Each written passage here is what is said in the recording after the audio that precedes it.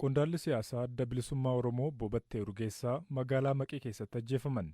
Paartiin isaanii Adda Bilisummaa Oromoo jaarmiyaaleen mirga namoomaa qorannoo walabaa fi haqa qabeessa akka taasisaniif waamicha dhiyeesseera.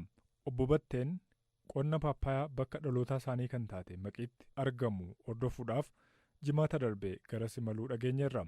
Battee Affarummaa Qannaa Sarafiyyaa Engadda gara Maqii deeme bakka dhaloota isaa guyyaa jimaataa deeme.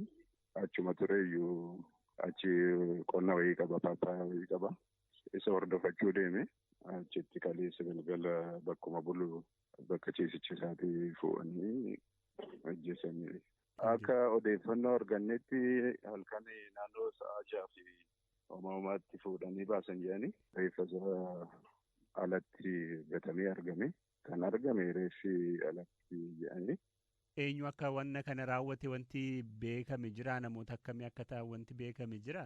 Ammatti gaa wanti qulqullaa'ee nu ga'ee hin jiru.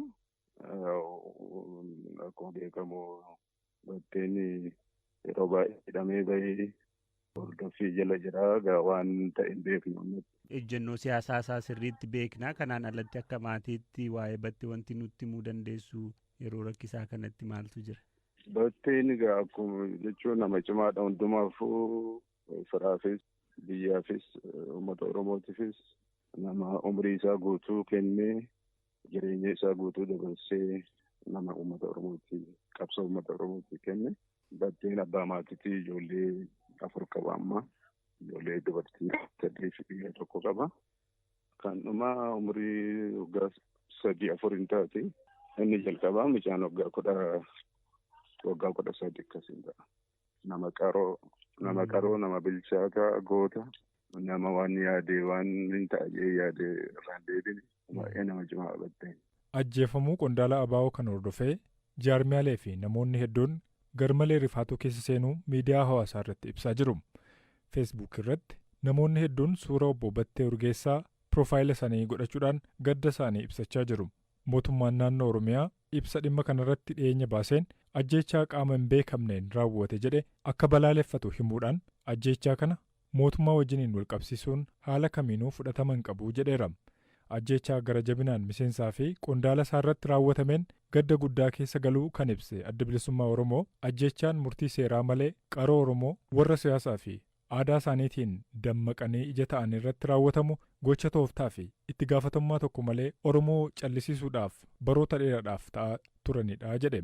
ABO'n ibsa ajjeefamuu qondaala isaa kana ilaalchisuudhaan baaseen jaarmiyaaleen mirga namoomaa qorannoo walabaa fi haqa qabeessa akka taasisaniif waamicha dhiyeesseera. Gama kaaniin Koomishinarri Olaanaan Koomishinii Mirga Namoomaa Itiyoophiyaa Daani'el Baqqalaa X gubbaatti ibsa gabaabaa baasaniin ajjeechaa kanarratti qorannoon walabaa akka gaggeeffamuuf waamicha godhaniiru. Ofisara damee siyaasaa Adda Bilisummaa Oromoo kataan Obbo Battee Urgeessaa yeroo garaagaraatti dhimmoota adda addaa irratti BBC wajjiniin turtii taasisaniiru. Bara darbe keessa wayita dubbisnutti carraalee qabsoo karaa nagaa biyyattii keessa jiru irratti kana nuun jedhanii turan. Abdiin kutannu, abdii kutatuuf isas hin jirru.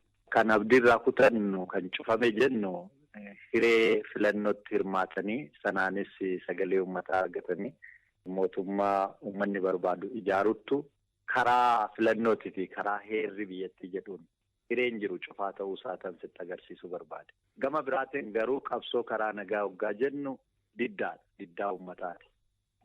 Qabsoon kan uummataati. Qabsoo uummataa kana karaa qabsiisuudhaaf sagantaa itti bocnee heera itti tolchinee karaa ijaarama ta'een hawaasa keenya ijaarree deemuudhaaf kan paartiin barbaachise. Isa kana keessatti qabsoo karaa nagaa yoo jennu waa baay'eetu jira. Filannoo qofaa miti. Karaa hundumaan diddaa sirna abbaa irree irratti qabnu, diddaa sirna nuun fakkaanne irratti qabnu, diddaa sirna kolonii irratti qabnu, sirna cunqursaa ta'e irratti qabnu ittuma fufa. Hamma uummanni kun jirutti diddaan kun ittuma fufa. Kun maddisaa nama ta'urraa kan maddu. Namni cunqursaa tole jedhee jala ciisu hin jiru. Kana booda Oromoon ceekuu ittiin gabrummaa baatu hin qabu. Kana immoo karaa adda addaatiin falmataa jira. Falamaan sun itti fufa. Otoo karaa argatee, karaa heeratii fi karaa sirna dimokiraasiitiin sagaleen uummataa kun dhagahame filannoodhaan calanqise gaarii ture. Yoo kuni ta'uu baate garuu uummanni karaa cabsatee ittiin bahu ni qabaata. Kan ammoo yootti arguu dandeenya. Uummanni gabrummaa baatee bara bara jiraatu hin jiru. Lafa kana irratti seenaa addunyaa, seenaa sirnoota abbaa irree, seenaa empaayeroota baay'ee argineerra, dubbisneerra. Gaafa sabni dide ni burkutaa'u hundumtu. Kanaaf abbaan ofiif jecha biyyi kun akkaataa tokkoon hariiroo gaarii qabaatteetti fufuu qabdi. Warri je'ee amanu hiree uummanni akka dubbatu, fedhii isaa akka agarsiifatu qabu sana, mirga itti qabu sana karaa hulaa heerri kaa'e sanaan banaa godhutu isaanirraa eegama. Yoo kuni akka heeratti banaan taane garuu hulaa biraatiin rukuttaa isaa itti fufaa jechuudha. Malee abdii kutatee gabrummaa tole jedhee kan jiraatu hin jiru. Itoophiyaan hawaasa Afrikaa Bahaatti miseensa ta'uudhaaf gaaffii akka hin dhiyeessin dubbi himaan ministeera dhimma alaa Nabiyyuu Tadlaa BBC'tti himan. Miidiyaan mootummaa Keeniyaa KCB tibbana itti gaafatamtuu dhaabbatichaa eeruudhaan Itoophiyaan miseensa salgaffaa taatee simatamuudhaaf ta'uu gabaasee ture. Dubbi himaan kun akka jedhanitti Itoophiyaan ammatti miseensa hawaasa Afrikaa Bahaa ta'uudhaaf fedhii hin qabdu. Gaaffii miseensummaas hin dhiyeessine. በእኛ በኩል ዜናውን አይተነዋል። በማህበራዊ ሚዲያ ትስስሮች ላይ ሰርኩሌት ሚዲያ ሐዋሳ irratti oduu qoodame argineerra. Dhimma kana laalchisee dhaabbata keenyarraa odeeffannoon bahe garuu hin jiru. Akka biyyaatti nuti xiyyeeffannoon hojjetaa kan jirru waliigaltee daldala bilisaa aardii Afrikaa irratti.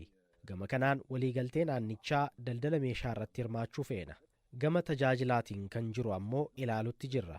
Kanaafuu dhaabbata hawaasa baha Afrikaa yookaan East African Community jedhamutti dabalamuuf akka biyyaatti gaaffiin dhiyaateen jiru. Kanaafuu dhaabbaticha wajjin sanadas waliif hin ergine.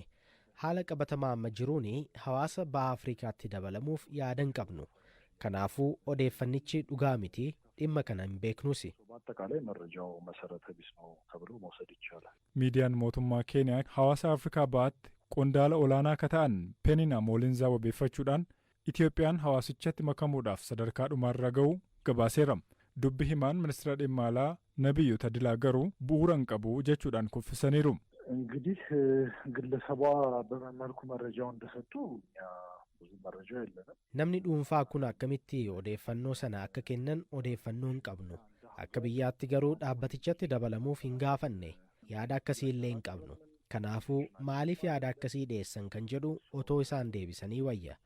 Ministeerri daldalaa fi hariiroo naannoo dhimmichi ilaallatu hojiin dhimma kanarratti hojjetaa jiru hin qabu.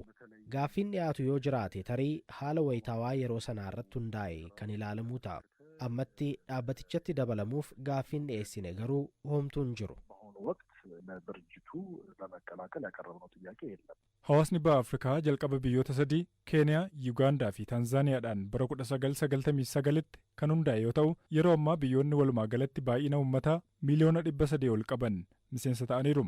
Teessoon muummee hawaasa baha Afrikaa Taanzaaniyaa magaalaa Arushaa yoo ta'u, yeroo ammaa biyyoonni 8 keessatti hammatamanii jiru. Keeniyaa, Taanzaaniyaa, Yuugaandaa, Ruwaandaa, Dimokiraatik Koongoo, Sudaan Kibbaa, Somaaliyaa fi Burundiidha. Odeeffateera.